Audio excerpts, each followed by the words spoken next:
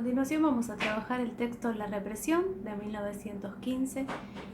Primero vamos a hacer un pequeño rastreo sobre el concepto de represión y mencionar que en estudios sobre la histeria Freud confunde o usa de manera indistinta el término defensa y represión. En 1906 define a la defensa como todas aquellas técnicas que utiliza el yo para evitar el conflicto con el inconsciente. Y recién en 1915 aparece este concepto de represión como una cosa intermedia entre el juicio adverso y la huida, ¿sí? También Freud define a la represión como este mecanismo por el cual se intentan hacer inoperantes ciertas representaciones que chocan con la resistencia. Básicamente la represión implica mantener un contenido alejado de la conciencia. Y Freud comienza preguntándose por qué una representación sufriría un destino como la represión. Y llega a la conclusión de que cuando el motivo de displacer es mayor que la satisfacción que podría producir, es necesario para el yo utilizar el mecanismo de la represión, es decir, cuando hay más displacer que el placer que podría conseguir. En el momento de la obra freudiana, la represión consiste en rechazar algo y mantenerlo alejado de la conciencia. Freud también lo define como una cosa intermedia entre el juicio adverso y la huida. Y se pregunta por qué necesariamente una representación tiene que sufrir este destino. Y llega a la conclusión de que si el motivo de displacer es mayor que el placer que causaría, ¿sí?, es necesario para el yo proceder con el mecanismo de la represión. En este texto Freud nos introduce en los tres tiempos de la represión, donde el primer tiempo implicaría una división entre la instancia consciente y la instancia inconsciente. Podríamos pensar este primer tiempo como algo mítico y originario, a lo que llega porque ve los efectos de la represión secundaria, ¿sí? Es la represión secundaria lo que lo pone sobre la pista o le permite pensar la posibilidad de una represión originaria. Y al tercer tiempo como el retorno de lo reprimido. Vamos a comenzar por el primer tiempo, la represión originaria, ¿sí? Esta represión originaria es la que funda la división entre la conciencia y el inconsciente. Freud nos dice que a un representante psíquico de la pulsión se le deniega el acceso a la conciencia. Se establece a partir de allí una fijación, ¿sí? Más adelante en el texto, Freud se pregunta acerca de, cuáles son aquellas fuerzas que pueden mantener operando a la represión, y llega a la conclusión de que para que la represión funcione es necesaria una fuerza que él llama contrainvestidura, ¿sí?, que proviene del exterior. Pero ¿cómo podemos pensar en el exterior de un aparato cuando ni siquiera hay una división entre instancias, ¿sí?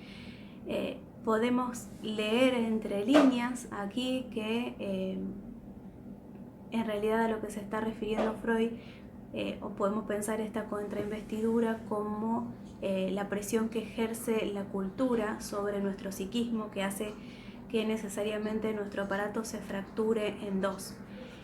Si nos situamos en el momento de la etapa fálica, el atravesamiento del complejo de Edipo, podemos pensar que esta represión originaria se da en estos momentos también míticos de alguna manera. Podemos pensar este representante de la pulsión al que se le deniega el acceso a la conciencia no es otro que un deseo sexual infantil e incestuoso, que contra lo que choca este deseo sexual infantil es contra la prohibición del incesto y las prohibiciones culturales, que hace que de alguna manera el niño tenga que dejar de lado este objeto de amor, ¿sí?, y empezar a buscar otro en otra parte. Entonces podemos pensar que la contrainvestidura de la represión originaria proviene justamente de la cultura, de afuera. Por otro lado, la represión secundaria, la represión propiamente dicha, Freud la piensa como un esfuerzo de dar caza y nos dice que de alguna manera la represión se produce contra los retoños de lo reprimido, ¿sí? Cuando se produce esta primera división en el aparato entre conciencia e inconsciente, el inconsciente funciona a partir de ese momento como un núcleo que de alguna manera va a atraer a todas aquellas representaciones que de ahora en adelante sean rechazadas por la conciencia, ¿sí? Eso va a funcionar como un núcleo que se va a ir engrosando progresivamente. La represión secundaria justamente va a actuar sobre algunos de estos retoños que están enlazados con ese núcleo que quieren acceder a la conciencia. ¿De dónde proviene la contrainvestidura en este momento? Podemos pensar que proviene del interior mismo del aparato, ¿sí? La contrainvestidura que mantiene la represión secundaria proviene del yo o del sistema consciente, que intenta mantener alejadas ciertas representaciones que le resultan displacenteras. Acá Freud caracteriza a la represión con dos características que son la individualidad y la movilidad. La individualidad, nos dice Freud, cada uno de estos retoños va a recibir un trato diferente y exclusivo, ¿sí? Y la movilidad tiene que ver con la posibilidad que tienen las representaciones en el interior del aparato de movilizarse, ¿sí? Recordemos que la concepción de Freud de aparato psíquico es un aparato donde la energía se encuentra en el inconsciente de manera móvil y siempre pugna por expresarse. En este texto también Freud nos permite acercarnos un poco más a la comprensión de lo que es el representante de la pulsión, ¿sí? Podemos pensar que la pulsión está compuesta por el representante de la pulsión, que es un representante o bien un conjunto de representantes que se enlazan a la pulsión y que de alguna manera van a representar esto anímico en lo psíquico. Y por otro lado, la pulsión está compuesta por el afecto, que tiene que ver con una cualidad sensorial. Al final del texto, Freud hace un recorrido sobre cuál es el tratamiento que se da en las diferentes psicopatologías al afecto y a la representación, ¿sí? Dependiendo del destino que tenga cada uno de ellos, se van a producir diferentes tipos de patología.